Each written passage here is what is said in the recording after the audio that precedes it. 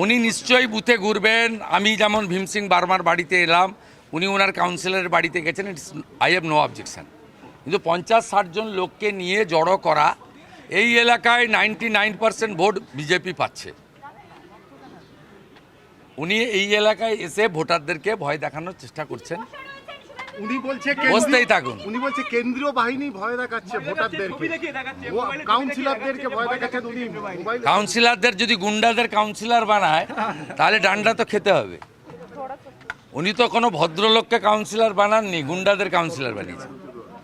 তো গুন্ডাদের ডান্ডা খেতে হবে।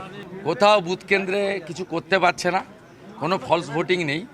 আর সব বুথে আমার এজেন্ট রয়েছে বিজেপির।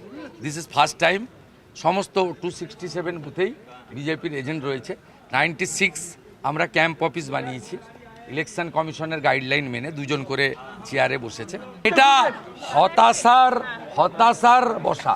কার্তিক বন্দ্যোপাধ্যায়ের বিরুদ্ধে পুলিশকে হুমকি দেওয়ার অভিযোগ যে তিনি সেখানে বসে থাকবেন 4 জনকে নিয়ে, কিন্তু ক্যাম্পে তো 2 জনের বেশি অ্যালাউ নেই। বেশি থাকলে অভিযোগ করব আমরা। মুখ্যমন্ত্রী ফিরহাদ হাকিমকে নিয়ে বেরিয়েছেন আমি শুনেছি, আমি আবার খবরও নিয়েছি। না, ফিরহাদ হাকিম ভোট দিয়ে বেরিয়েও গেছেন।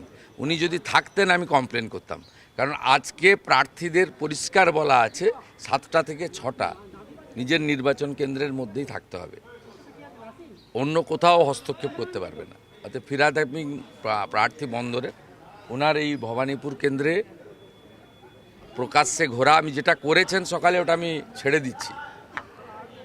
কি করবেন এখন? মালিক ডেকেছে, কর্মচারীকে তো থাকতেই হবে সাথে। না, এক জায়গায় ভিভিপ্যাটটা খারাপ আছে 137। মমতা বন্দ্যোপাধ্যায়কে দেখা যাচ্ছে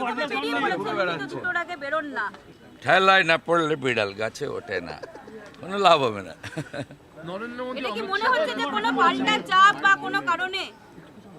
হেরে যাবে, বিপুল ভোটে হারবে।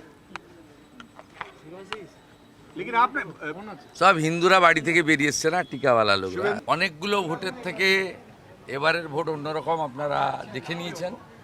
গতকাল কোথাও টু শব্দ করতে পারেননি, কোথাও এইসব রাস্তায় কেউ ঢুকতে পারতো না। জমায়েত করে রাখতো, ভয় দেখাতো, বাইক বাহিনীর দাপাদাপি থাকতো, রেডিমেড লোকজনকে নিয়ে ফিল্ডি ওয়ার্ড ইউজ করতো। গোটা ফাঁকা শুনশান এই গণতন্ত্রের এই মহোৎসব। ইলেকশন কমিশন পরিবেশ পাল্টে দিয়েছে। সবাই ভোটদান করুন। আমি নিশ্চিত আমি বজরংবলীর আশীর্বাদ নিয়ে নিলাম।